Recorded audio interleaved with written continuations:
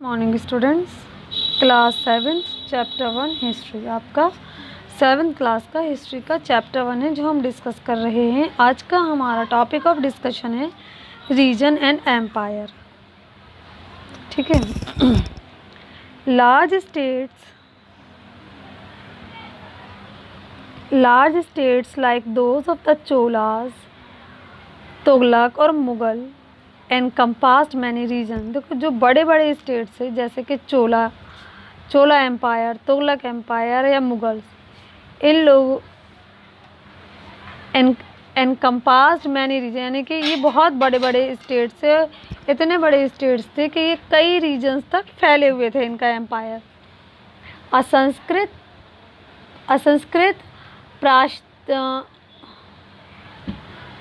प्राशस्ती praising the Delhi सल्तनत गयासुद्दीन बलबन। देखिए, ये संस्कृत प्राशस्ती की बात कर रहे हैं जिसको आप चैप्टर 2 में पढ़ेंगे कि प्राशस्ती होता है क्या है। उसमें तारीफ़ की गई है दिल्ली सुल्तान की। दिल्ली सुल्तान कौन? गयासुद्दीन बलबन की।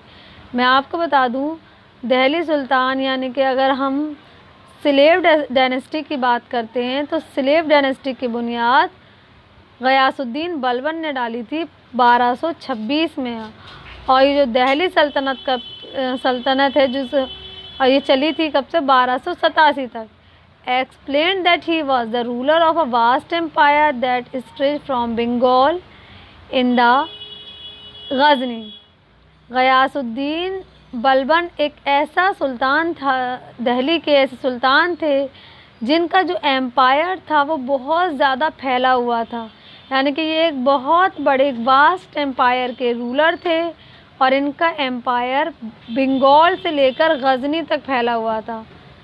बंगाल यानी कि गौदा, और ईस्ट में कहाँ तक फैला हुआ था? गजनी तक। गजनी जिसको आप कहते हैं गजाना, और ये गजनी जगह कहाँ पर है? अफ़गानिस्तान में।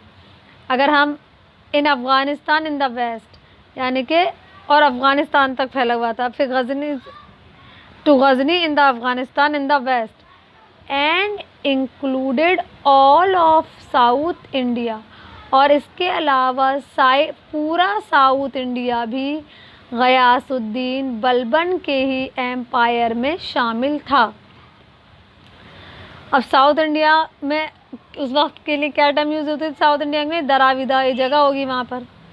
People of different region Gauda, Andhra, Kerala, Karnataka, Maharashtra, Gujarat apparently fled before his armies. और देखिए, गयासुद्दीन बलबन ने जो आर्मी तैयार की थी उसमें कहाँ कहाँ के अलग अलग जगहों के लोग शामिल थे? गौदा के भी थे, आंध्र प्रदेश के थे, केरला के थे, कर्नाटका के थे, महाराष्ट्र के थे और गुजरात के थे। यानी इतने सारे राज्यों से लोग इसके एम्पायर में शामिल थे, इसकी आर्मी में शामिल थे। तो आप इससे अंदाज़ा लगा सकते हो कि इतने सारे स्टेट्स को अकेला गयासुद्दीन बलबन थे जो इतने वास्ट एम्पायर को रूल करते थे। Historians regarded these as exaggerated claim of conquest. Historians ये मानते हैं कि गयासुद्दीन बलबन ने ये जो इतना वास्ट एम्पायर खड़ा किया था तो उसके लिए गयासुद्दीन बलबन ने दूसरे एम्पायर्स पर हमले भी किए हैं और जीतने के बाद उनको अपने कब्ज़े में ले लिया। At the same time they try to understand why rulers kept claiming to have control over different parts of the subcontinent. Historians ये भी कहते हैं कि उस वक्त ऐसा भी होता था कि जो रूलर्स होते थे वो अपने एम्पायर को बड़ा करने के लिए, स्ट्रॉन्ग एम्पायर, एक वास्ट एम्पायर इस्टेब्लिश करने के लिए हिंदुस्तान के अलग अलग हिस्सों को अपने कंट्रोल में रहने की कोशिश करते थे। जो सब कंटिनेंट वर्ड है बेटा वो हमारे देश इंडिया के लिए यूज़ किया जाता है, यानी कि डिफरेंट पार्ट्स ऑफ द सब कंटिनेंट, यानी कि इंडिया के दूसरे हिस्सों में भी अलग अलग हिस्सों पर वो हमला करते थे ताकि वो उन हिस्सों का अपने कब्ज़े में ले सकें और अपना एक वास्ट एम्पायर खड़ा कर सकें। By 700 Many regions already possess distinct geographical dimension in their own language and cultural characteristics. देखो अगर हम 1700 में देखें तो बहुत सारे ऐसे एरियाज़ थे जो जोग्राफिकल अगर पॉइंट ऑफ व्यू से देखें तो वो अलग थे, लैंग्वेज उनकी अलग थी, कल्चरल कैरेक्टरिस्टिक्स भी उनकी अपनी अलग डिफरेंट थी। लेकिन you will learn more about these in तमाम चीज़ों के बारे में आप चैप्टर 9 में पढ़ेंगे। They were also associated with specific ruling dynasty, और इन अलग अलग जगहों पर अलग अलग रीजन्स पर अलग अलग लोग ही रूल करते थे। लेकिन मैंने अभी आपको बताया था कि बलबन ने अपने एम्पायर को, या उस वक्त जो रूलर होते थे वो अपने एम्पायर को बड़ा करने के लिए दूसरे रीजन्स पर हमला करते थे और उसको अपने कंट्रोल में करने की कोशिश करते थे। जब वो जीत जाते थे हमले में तो वो जो दूसरा रीजन होता था वो उनके अंडर कंट्रोल आ जाया करता था, जिससे उनका जो एम्पायर है और एम्पायर का जो दायरा है और एरिया है वो बढ़ जाता था। They were associated with a specific ruling dynasty. These were considerable conflict between these states. इसी अपनी हर एक रीजन को, हर एक एरिया को एक अलग रूलर रूल करते थे, उनके अपनी खुद की डायनेस्टी होती थी, लेकिन उसके बावजूद भी दूसरे रूलर हमेशा उस पर नज़र जमाए रहते थे, जिसकी वजह से क्या रहता था, जो स्टेट से डिफरेंट स्टेट्स थे उनके बीच में झगड़े वगैरह होते रहते थे। Occasionally dynasties like the Cholas, Khiljis, Tughlaq and Mughal were able to build an empire that was pan-regional, spanning diverse region. अगर हम देखें जितनी भी डायनेस्टीज है उसमें चोलास, खिलजी, तुगलक और मुग़ल ये ऐसे एम्पायर रहे हैं जिन्होंने एक बहुत वास्ट एम्पायर खड़ा किया था डाइवर्स रीजन में, यानी कि अलग अलग रीजन्स तक इनका जो एम्पायर था वो फैला हुआ था, क्योंकि इन्होंने एक वास्ट एम्पायर खड़ा किया था, एक वास्ट एम्पायर की बुनियाद डाली थी। Not all these empire were equally stable और सक्सेसफुल। हाँ, ये हम कह सकते हैं कि तमाम चारों ही एम्पायर बिल्कुल एक बराबर स्टेबल या सक्सेसफुल नहीं थे, लेकिन चारों ही डायनेस्टीज़ ने, चारों ही लोगों ने, चाहे वो चोलास हों, खिलजी हों, तुगलक हों या मुग़ल हों, इन्होंने एक वास्ट एम्पायर खड़ा किया था। What was the duration of the rule of the Khilji and Mughal dynasty. अब ये क्वेश्चन है, पूछा गया है कि खिलजी जो थे उन्होंने कितने टाइम तक रूल किया, हुकूमत की, और मुग़लों ने कितने टाइम तक की। When the Mughal empire declined in the 18th century it led to reemergence of regional state. देखिए मुग़ल एम्पायर कब शुरू हुआ था, मैं बता दूं, मुग़ल बादशाह बाबर आए थे हिंदुस्तान 1526 में। उसके बाद उन्होंने यहाँ आकर मुग़ल सल्तनत की बुनियाद डाली। मुग़ल एम्पायर का ख़ात्मा कब हुआ था, 18th सेंचुरी में, जिसकी वजह से बहुत सारे जो रीजनल स्टेट्स थे वो दोबारा से री इमर्ज हुए। But years of the imperial pan regional ruler had altered the character of region. लेकिन जो इम्पीरियल जो regional year of imperial pan regional rule, लेकिन इन्होंने क्या किया, जो उस रीजन की कुछ कैरेक्टर वगैरह थी उसको ऑल्टर करने की कोशिश की। Across most of the subcontinent the region were left with the legacies of the big and small state that had ruled over them. और उसके बाद उन्होंने यहाँ छोटी बड़ी तमाम स्टेट्स को अपने कब्जे में लेने की कोशिश की और उस पर रूल करने की कोशिश की। This was apparent in the emergence of many distinct and share tradition, जिसका नतीजा क्या हुआ कि बहुत सारे अलग अलग जो रीजन्स थे वो इसमें शामिल हो गए, और उन लोगों ने फिर अपने जो ट्रेडिशंस थे वो भी एक दूसरे के साथ शेयर किए। In the realm of governance, the management of the economy, allied culture and the language through the 1000 years between 700 to 750, the charter of different regions did not go in isolation. In the realm of governance, अगर हम देखें इनका जो govern करने का तरीक़ा था तो हमें पता चलता है द मैनेजमेंट ऑफ इकोनॉमी को मैनेज करना, कल्चर को मैनेज करना और कौन सी लैंग्वेज यूज़ की जाएगी, ये सब बड़े अच्छे तरीके से ये लोग किया करते थे। थ्रू द 1000 ईयर, यानी कि 700 से 750 के दरमियान अगर हम देखें, इतने हज़ारों सालों का ये पीरियड है, तो उससे हमें पता चलता है द चार्टर ऑफ अलग अलग रीजन जो होते थे डिड नॉट ग्रो इन वो मतलब अलग अलग एरियाज़ अपने सेपरेटली ग्रो नहीं करते थे, बल्कि क्या हुआ था, ये दूसरे एक वास्ट एम्पायर खड़ा करने के लिए रूलर ने राजा ने उनको अपने एम्पायर में शामिल कर लिया, तो इसलिए वो आइसोलेशन में ग्रो नहीं करते थे, एक साथ ग्रो करते थे, क्योंकि फिर वो पूरा एक एम्पायर कहलाता था। This region felt the impact of larger pan regional forces of integration without ever quite losing their distinctiveness.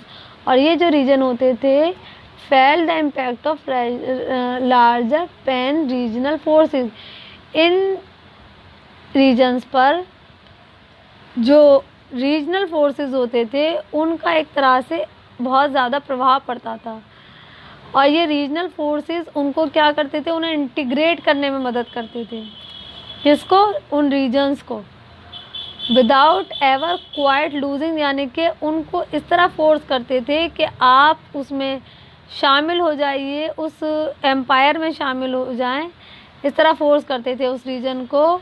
और उससे इसलिए, और उसको ये भी यकीन दिलाते थे कि आपकी जो डिस्टिंक्टिवनेस है वो ख़त्म नहीं होगी, यानी कि जो अलग अलग डिफरेंट रीजन्स हैं, अगर वो एक एम्पायर में शामिल हो भी जाएंगे तब भी वो रीजन को, जिन वजह से उन्हें डिस्टिंग्विश किया जाता है, जिस वजह से उनको जाना जाता है, जो उनके डिस्टिंक्टिव फीचर्स हैं, वो फीचर्स उनके बरकरार रहेंगे। नेक्स्ट टॉपिक है हमारा old and new religion. Old and new religion, देखिए ओल्ड यानी कि पुराना, न्यू यानी कि नया। तो ओल्ड रिलीजन क्या था और न्यू रिलीजन क्या था? तो हम यहाँ पर धर्म के बारे में पढ़ेंगे। The 1000 year of history that we are exploring witness major development in religious tradition। अगर हम देखें तो हज़ारों साल पहले की हिस्ट्री को अगर हम देखें तो हमें पता चलता है कि रिलीजियस ट्रेडिशन में भी डेवलपमेंट, बहुत सारे चेंजेस आए हैं, बहुत सारे बड़े बड़े डेवलपमेंट हुए हैं। People believe in the divine was sometime deeply personal. हालांकि लोग जो है ना, आमतौर पर लोग जो है ना डिवाइन लॉ को मानते हैं, लेकिन वो खुद में अगर हम देखें, लोगों को देखें तो लोग बहुत गहराई में सोचते हैं रिलीजन, धर्म को लेकर, but more usually it was collective believe in the super natural agency. तो इंडिविजुअली मैं भी, आप भी, हम लोग अपने अपने धर्म के बारे में ज़रूर सोचते हैं। जैसे कि मैं इस तरह से सोचती हूँ कि भाई अल्लाह है, अल्लाह को किसने बनाया, अल्लाह ने दुनिया बनाई, इस तरह के क्वेश्चन। तो सब अपने अपने अपने इस तरह से हम लोग सोचते हैं, इस तरह के क्वेश्चन हम सब के दिमाग में उठते हैं। लेकिन रिलीजन जो है ना, वो एक ऐसा कॉन्सेप्ट है जिसको हम, जो कलेक्टिव व्यू होता है उसको मानते हैं, यानी जिसको सब लोग फॉलो करते हैं। तो कलेक्टिव व्यू जो वो एक तरह सुपर नेचुरल एजेंसी है। Religion was often closely connected with the social and economic organisation of local communities. Religion को, धर्म को हम किससे जोड़ते हैं? धर्म को हम बेसिकली सोशल ऑर्गेनाइजेशन से जोड़ते हैं और इकोनॉमिक यानी कि उस कम्युनिटी की, उस लोकल कम्युनिटी की जो भी सोशल और इकोनॉमिक ऑर्गेनाइजेशन हैं, उन्हीं से हम रिलीजन को कनेक्ट करते हैं, रिलीजन को उनसे जोड़ते हैं। As a social world of this group alter so too did their believe, यानी कि ये बात हम कर रहे हैं हज़ारों साल पहले की। तो as a social world of this group, यानी कि वो जो लोग हैं, वो जो कम्युनिटी के लोग हैं, लोकल कम्युनिटी के, तो उनकी सोशल वर्ल्ड यानी कि एक बाहरी जो दुनिया है, सोशल दुनिया है, वो कैसी है? जैसी उनकी वो सोशल वर्ल्ड होगी उसी तरह के उनके बिलीव होंगे, और उसी को ये लोग धर्म से ऐड करते हैं कि यही रिलीजन है। It was during this period the important change occurred in what we call Hinduism today. देखो इस पीरियड में, यानी कि जब हम ये बात कर रहे हैं, कुछ इम्पॉर्टेंट चेंजेस हुए थे रिलीजियस कॉन्सेप्ट में, कुछ इम्पॉर्टेंट चेंजेस हुए थे इन वर्ड, जिसको हम क्या कहते हैं, जिसको आजकल हम कहते हैं Hinduism. These included the worship of new deities. अब ये जो चेंज थे वो क्या थे? उन चेंज में ये शामिल किया गया कि जो न्यू डाइटीज़ हैं उनकी पूजा की जाएगी। The construction of temple by royalty and the growing importance of Brahmanas the priest at dominant group in the society. और क्या कहा गया? ये कहा गया द कंस्ट्रक्शन ऑफ टेम्पल, मंदिर को कौन बनवाएंगे? By royalty and the growing importance, यानी ब्रह्मा और जो रॉयल फैमिली के लोग हैं वही मंदिर बनवाएंगे, वही पुजारी होंगे, और सोसाइटी में वही डोमिनेंट ग्रुप होगा। ये किया गया, यानी कि क्या किया गया कि भैया जो ब्राह्मण हैं या जो रॉयल फैमिली से बिलोंग करते हैं, उन्हीं को पूरी, मतलब मंदिर से जुड़े तमाम अधिकार उन्हीं के पास होंगे, वही पुजारी होंगे, सोसाइटी में डोमिनेटिंग ग्रुप भी वही होगा। यानी कि लोग जो वो कह देंगे लोगों को उनकी बात को मानना मैंडेटरी होगा, यानी कि उनकी ज़बान से निकला हुआ हर शब्द क्या होगा, जैसे कि लॉ, कानून। Their knowledge of Sanskrit text earn the Brahma a lot of respect in society. Their dominant position was consolidated by support of their patrons, new rulers searching for prestige. देखो their kingdom of Sanskrit text अगर हम देखें, their knowledge of Sanskrit text यानी कि जो Sanskrit written text material है, अगर हम उसको देखें, उसको पढ़ें, उसकी नॉलेज लें, तो हमें पता चलता है कि जो सोसाइटी होती है, सोसाइटी में ब्राह्मण एक ऐसे कास्ट है या ब्राह्मण एक ऐसे ग्रुप ऑफ पीपल है जिनको बहुत ज़्यादा इज्जत मिली होती है, और यही वो लोग होते हैं जो सोसाइटी में डोमिनेंट होते हैं, यानी कि बाकी दूसरे लोगों पर एक तरह से हुकूमत करते हैं। Was consolidated by the support of, और ये ऐसा वो किसकी मदद से करने में पॉसिबल हो पाते हैं, उनके अपने पैट्रॉन की वजह से। New ruler searching for Prestige, जबकि जो नए रूलर्स होते हैं वो अपने लिए प्रेस्टीज की तलाश, अपनी इज़्ज़त वक़ार और रुआब अदब देखो तलाश करने में रहते हैं कि हमें भी सोसाइटी में हमें भी लोग हमारी इज़्ज़त दें, हमें प्रेस्टीज मिले। जबकि क्या होता है, जो संस्कृत टेक्स्ट की अगर हम देखें तो उससे हमें ये नॉलेज मिलती है कि सोसाइटी में सबसे रेस्पेक्टफुल क्लास ब्राह्मण होती है, ब्राह्मणाज होते हैं सोसाइटी में सबसे रेस्पेक्टफुल क्लास होती है, और यही ब्राह्मणाज वो क्लास है जो पूरी सोसाइटी को पर डोमिनेट होती है। ठीक है बेटा, इसी टॉपिक को हम नेक्स्ट वीडियो में भी कंटिन्यू करेंगे। ओके, चलिए ठीक है, थैंक यू वेरी मच।